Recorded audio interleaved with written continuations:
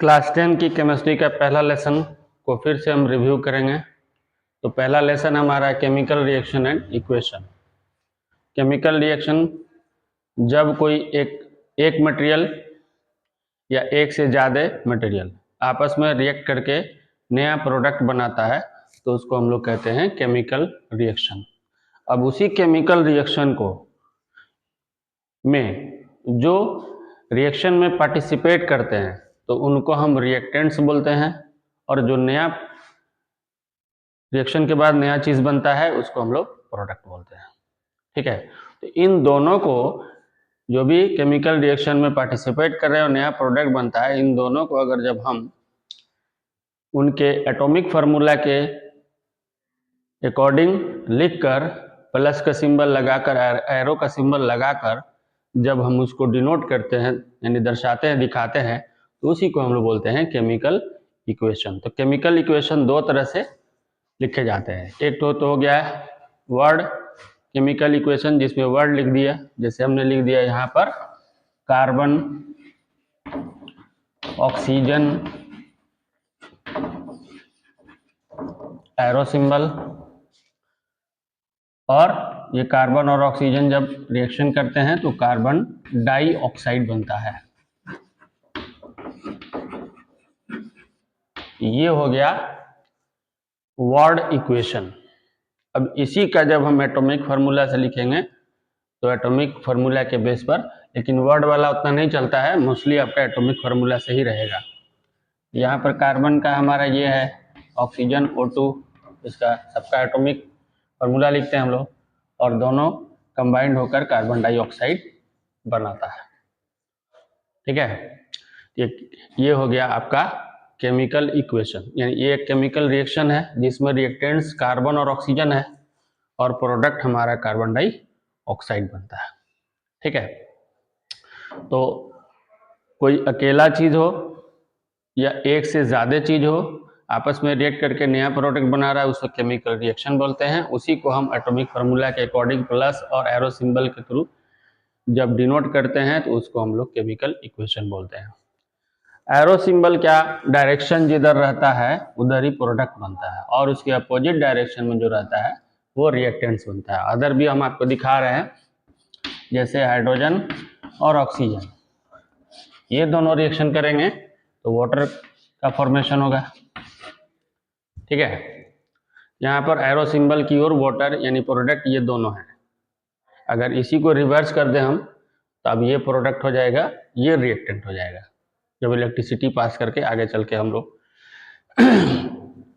Electric decomposition reaction, जो decomposition reaction का एक पार्ट है, उसमें जब पढ़ेंगे तो आपको दिखाएंगे। ये चीज़ आपको हो गया, ये हो गया रिएक्टेंट्स, ये हो गया प्रोडक्ट। अब ये केमिकल इक्वेशन जो होता है ये दो तरह का होता है केमिकल इक्वेशन। एक होता है अनबैलेंस्ड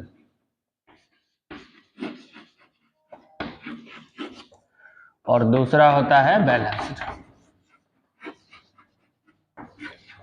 अनबैलेंस्ड केमिकल इक्वेशन और दूसरा होता है बैलेंस्ड केमिकल इक्वेशन।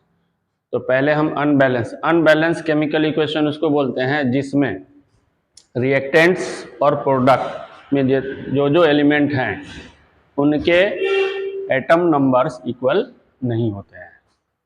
जैसे यहाँ पर देखिए ये अनबैलेंस है। एक और भी हम लिख रहे हैं, नाइट्रोजन और हाइड्रोजन। यहाँ पर एक हमारा बना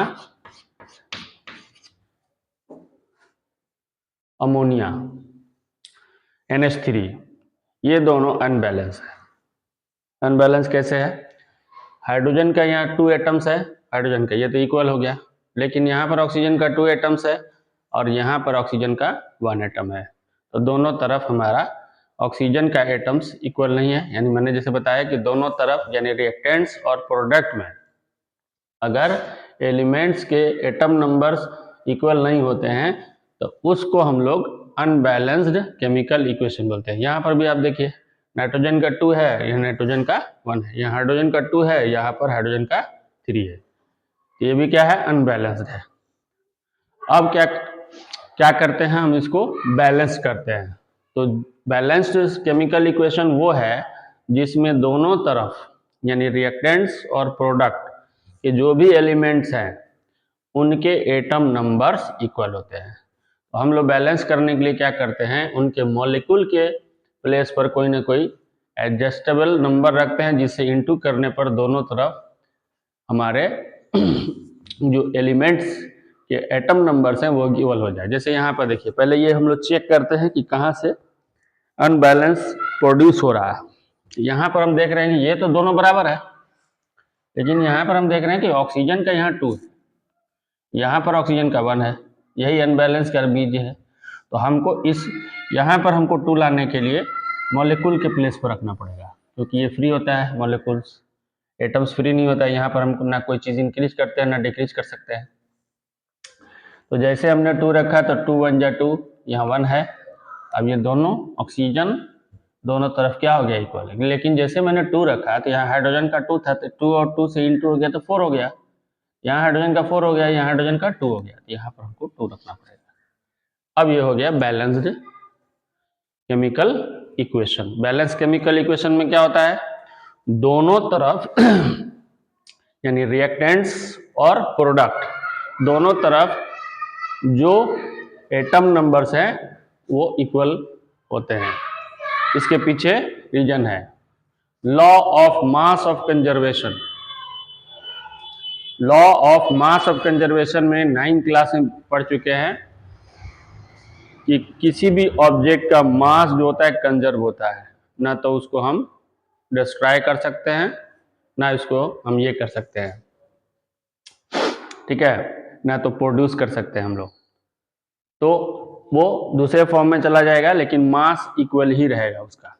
तो law of conservation of mass में कहता है कि जो रिएक्टेंट्स हैं और जो प्रोडक्ट हैं दोनों का मास हमारा इक्वल होना चाहिए। ये पहले से हमारा बैलेंस है, यहाँ पर कार्बन का 1 है, यहाँ पर कार्बन का 1 है, ऑक्सीजन का 2 है, ऑक्सीजन का 2 है।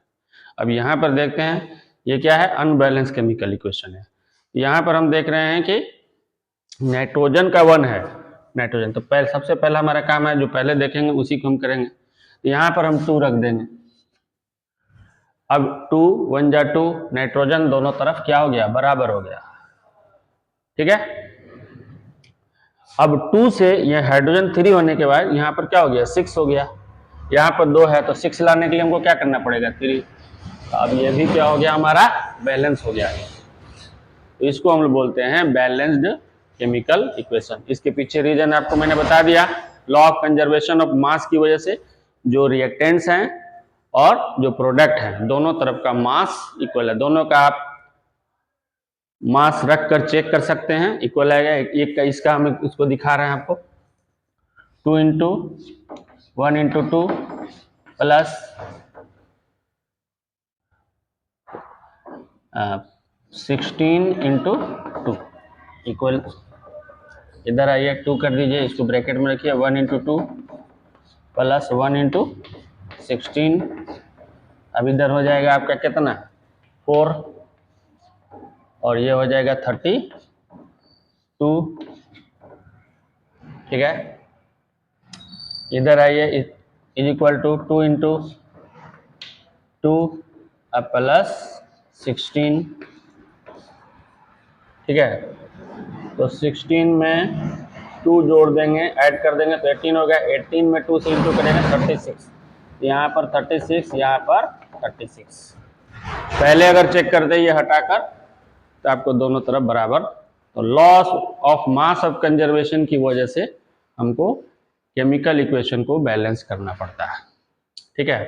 अब कोई भी केमिकल रिएक्शन जो होता है उसमें 5 चीजें हमको देखने को मिलेगी, जो नेक्स्ट पार्ट में हमने उसको जोड़ेंगे, ठीक है।